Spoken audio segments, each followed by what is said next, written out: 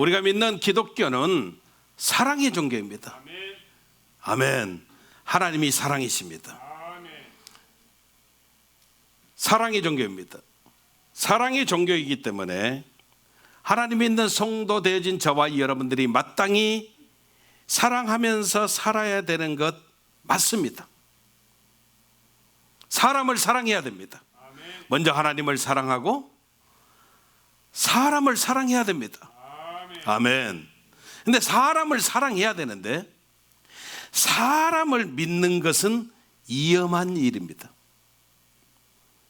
사람은 언제 변할지 모르기 때문입니다. 우리가 오직 믿을 대상은 하나님밖에 없습니다. 우리는 하나님만 의지하고 하나님만 믿어야 되는 것입니다.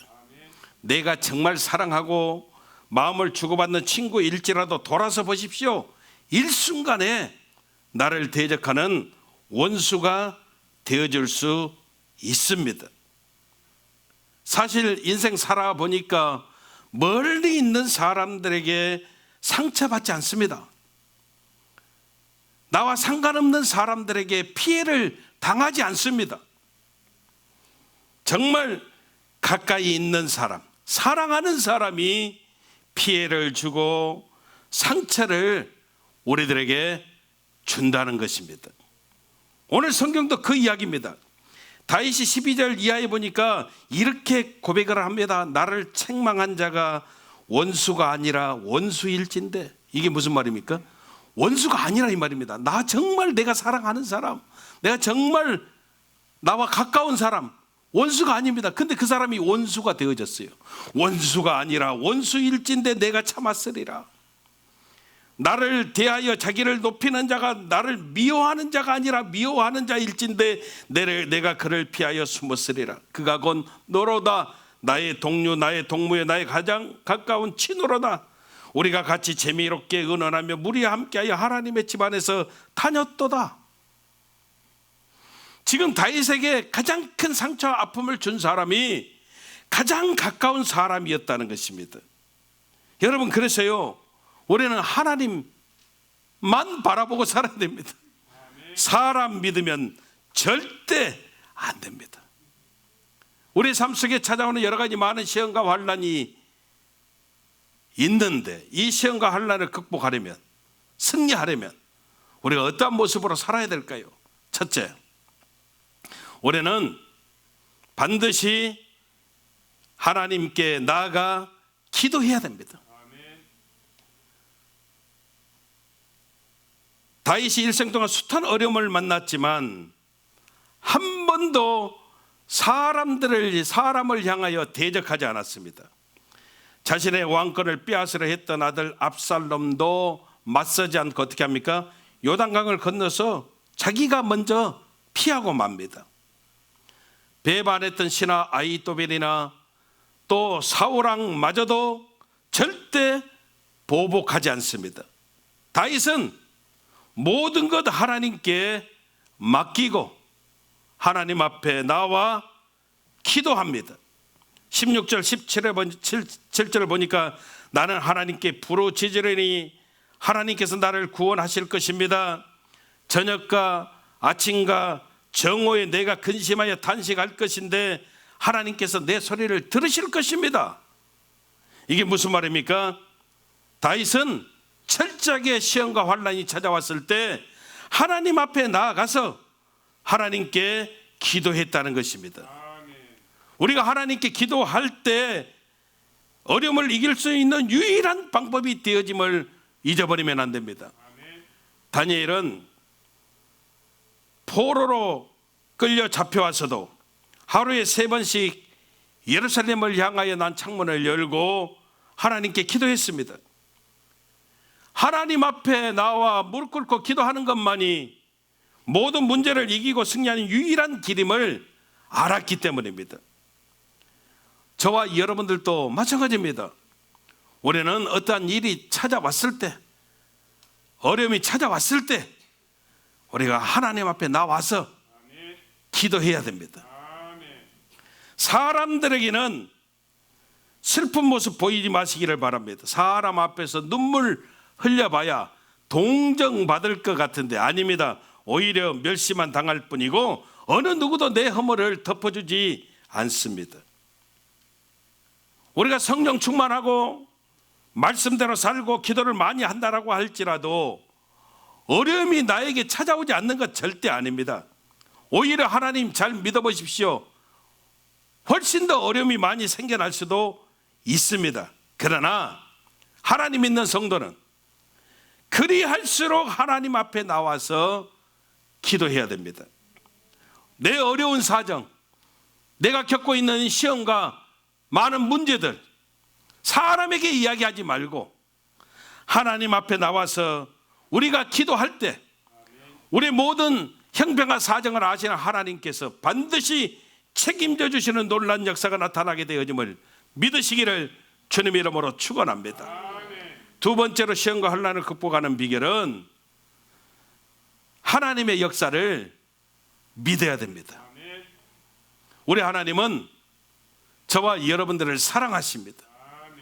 하나님 앞에 나와 우리가 기도하면 하나님께서 반드시 역사하실 것을 우리는 믿어야 됩니다. 다윗에게는 여러 아들이 있었습니다. 그 중에 가장 다윗의 마음에 흡족했고 사랑했던 아들이 압살롬이었습니다. 그런데 이 사랑했던 아들이 아버지 다윗의 왕권에 도전하여 반란을 일으켰습니다. 아들은 어떻게든지 아버지를 죽이기 위해서 혈안이 되어졌지만 아버지는요 그 아들을 대적하지 않고 오히려 모든 성 다 내주고 피신했습니다. 아버지의 마음이지요. 근데 어떻게 됐습니까? 오히려 다윗 대신에 하나님께서 역사하셨습니다. 다윗에게는 훌륭한 책사가 두 사람이 있었습니다. 한 사람이 아히도벨, 또 한 사람이 후세라고 하는 사람입니다. 아히도벨은 정말 다윗의 충성스러운 오른팔 같은 신하였습니다. 그 아히도벨이 압살롬과 함께 다윗을 배반하고 반역을 했습니다. 그리고 이 아히도벨의 모략을 통해서 다윗이 이제 완전히 끝장날 수밖에 없는 그런 상황 가운데 처하게 되어졌습니다. 다윗이 지칠 대로 지쳐 있는데 아히도벨이 압살롬에게 모략을 전술을 이야기합니다. 나에게 군사 12,000만 주십시오. 12,000만 주시면 바로 다윗에게로 가서 이미 지칠 대로 지친 다윗의 군사들을 치고 오직 다윗의 목만 베어오고 나머지 모든 백성들은 당신에게 다 데리고 오겠습니다. 만약에 아히도벨의 계략대로 했더라면 다윗은 죽임을 당하고 이스라엘 역사가 바꿔졌을 것입니다. 그런데 후세라고 하는 다윗의 신하가 다윗을 찾아와 먼저 이야기합니다. 내가 거짓 항복한 채 압살롬의 진영으로 들어가겠습니다. 그리고 모든 상황을 보고해 드리겠습니다. 이 후세가 압살롬의 진영으로 들어갑니다. 압살롬이 이야기합니다. 너는 내 아버지의 충성스러운 신하인데 어찌 내게 왔느냐? 이야기합니다. 다윗은 이미 몰락해가는 군주고 당신이 이제 새로운 왕이 되어질 것인데 나는 당신에게도 끝까지 충성을 다할 겁니다. 딴 때 같으면 여러분 아히도벨 이야기대로 압살롬이 그대로 믿고 군사 12,000을 주어서 다윗을 끝장낼 수 있었을 것인데 누가 역사하셨다고요? 하나님께서 역사하셨습니다. 지금까지 그렇게 믿고 아히도벨의 말대로만 따랐던 압살롬이 하나님이 역사하시니까 갑작스레 이야기합니다. 당신의 의견도 좋지만 후세도 모략가인데 후세의 이야기도 한번 들어보면 좋을 것 같소. 그리고 후세를 불러서 이야기합니다. 아히도벨이 이리 이야기하는데 내가 어찌하면 좋겠느냐? 후세가 이야기합니다. 아히도벨이 참으로 모략이 좋은 장수가 맞지만 이번에는 틀린 것 같습니다. 아무리 지금 다윗 왕이 지쳐 있는 상황이라 할지라도 다윗 왕 희하에 있는 장수들은 용맹스러운 장수들입니다. 그들과 대적하여 싸우면 그들이 목숨을 걸고 다윗을 지킬 것입니다. 그리하는 것보다는 오히려 온 이스라엘의 군사들을 모집해서 그 세를 불려서 모든 이스라엘 백성들이 압살롬 당신과 함께 하는 것을 보여주는 것이 좋을 것 같습니다. 그리고 이 후세는 얼른 사람을 보내가지고 빨리 요단 나루트를 건너서서 그리고 다윗 왕을 피신시켜 버립니다. 그리고 다윗 왕이 살게 되어지는 것입니다. 이 이야기를 들었던 아히도벨은 이미 하나님께서 다윗과 함께함을 확신하고 자기는 자기 집으로 돌아가 목을 메고 자살해 버렸습니다. 아무튼 나중 에브라임 전투에서 다윗의 군대 장관 요압의 손에 압살롬이 죽임을 당하고 이 나는 다윗의 승리로 끝난 모습이 되어졌다는 것입니다. 여러분, 사람이요 한번 이렇게 마음이 참 이렇게 꼬부러지면 좀처럼 그 마음 고치기가 쉽지 않습니다. 이 압살롬이 하나님 두려워하지 않고 욕심을 앞세우다 보니까 결국은 어떻게 됐습니까? 비참한 최후를 맞이하는 모습이 되어졌다는 겁니다. 압살롬을 보면서 나는 생각합니다. 압살롬의 모습이 우리들 안에 정말 많이 있다는 것입니다. 우리 이런 성품을 하나님이 다스려 주셔야 변할 수 있음을 우리가 분명히 깨닫게 되어진다는 것이죠. 호세아 선지자가 고백했습니다. 묵은 땅을 기경할 수 있도록 하나님 도와주십시오. 우리의 묵은 마음들, 정말로 애성품들, 이것은 날마다 하나님 말씀으로 우리가 기경해야 됩니다. 그래야 우리의 욕심대로, 우리의 생각대로 모든 것을 판단하고 살아가는 것이 아니라 철저하게 하나님께서 역사하심을 믿고 그 하나님의 역사하심을 사모하는 믿음으로 승리하면서 살아가는 역사가 나타남을 우리는 분명히 깨달아야 되는 것입니다. 여러분, 하나님이 살아계십니다. 우리가 하나님 앞에 나와 부르짖어 기도하면 하나님이 반드시 들으시고 역사하심을 믿고 승리하는 저와 여러분들 되시기를 주님 이름으로 축원합니다. 세 번째, 하나님께 우리의 모든 것을 맡겨야 승리합니다. 오늘 22절입니다. 내 짐을 야훼께 맡겨버리라. 너를 붙드시고 의인의 요동함을 영영히 허락지 아니하시리로다. 이렇게 말씀합니다. 여러분, 기도가 무엇입니까? 내 염려를 하나님께 맡기는 것입니다. 아무리 어려운 문제일지라도 하나님께 맡겨버리면 하나님이 내 편이 되어 도와주시고 해결하여 주시는 놀라운 역사가 나타나게 되어짐을 우리는 분명히 깨달아야 됩니다. 은혜 받은 성도의 모습이 무엇입니까?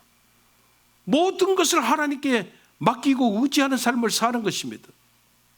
이게 은혜 받은 성도답게 사는 모습이 되어짐을 우리는 잊어버리면 안 됩니다. 우리가 인생 살아가면서 많은 유혹을 받고 삽니다. 자칫하면 성도의 길을 잃어버리기도 합니다. 그럴 때 우리가 회복되는 길이 무엇이냐? 하나님께 맡기는 것입니다. 하나님께 맡기고 우리가 하나님 바라보고 나아가면 승리케 되어지는 놀라운 역사들이 나타나게 되는 것입니다. 우리 중창단이 찬양한 것처럼 나의 갈 길 다 가도록 예수 인도하시니, 나의 갈 길 다 가도록 예수 인도하시니, 내 주 안에 있는 긍휼 어찌 의심하리요. 믿음으로 사는 자는 하늘 위로 받겠네. 무슨 일을 만나든지 만사형통하리라. 무슨 일을 만나든지 만사형통하리라. 아멘. 여러분, 그렇습니다. 내 모든 것을 하나님께 맡겨버릴 때 우리가 만사형통케 되어지는 것입니다. 내 생명을 하나님께 맡기고, 내 건강을 맡기고, 내 가정을 맡기고, 자녀를 맡기고, 직장을 맡기고, 여러분 나아갈 때 우리 하나님이 책임져 주십니다. 생각해 보십시오. 모든 짐을 하나님께 맡겨버리는 사람이 어떻게 흔들릴 수가 있겠습니까? 내 모든 것을 하나님께 맡겨버렸는데 어떠한 어려움을 만난다 할지라도 어떻게 다른 생각하겠습니까? 생각해 보세요. 내 자녀를 하나님께 맡겼습니다. 그럼 누구 봐야 돼요? 내 자녀를 하나님께 맡겼습니다. 어디 딴 데 볼 수가 있습니까? 하나님만 바라보고 있어야지. 내 가정을 하나님께 맡겨버렸습니다. 내 사업장을 하나님께 맡겨버렸습니다. 그러면 어디 봐야 돼요? 하나님만 바라보고 있어야 돼요. 그 하나님이 책임져 주심을 우리는 분명하게 깨달아야 되는 것입니다. 하나님이 내 모든 것을 맡아 주장하시는데 다른 데 볼 이유가 없습니다. 우리는 끝까지 그 하나님 바라보고 나아가게 될 때 그 하나님이 책임져 주시는 놀라운 역사가 있음을 믿어야 되는 것입니다. 여러분, 환난과 시험은 우리의 삶 속에 찾아옵니다. 예수 잘 믿어도, 하나님 말씀대로 몸부림을 쳐도, 믿음으로 우리가 무장해도 찾아옵니다. 그러나 여러분, 분명한 것은 우리는 하나님께 나아가 부르짖을 수 있고, 그리고 하나님의 역사하심을 분명하게 우리가 사모하며 하나님께 맡길 수 있는 넉넉함으로 승리할 수밖에 없음을 믿고 끝까지 믿음으로 이 한 주간 하나님께 영광을 돌리며 승리하시기를 주님의 이름으로 축원합니다. 기도하겠습니다.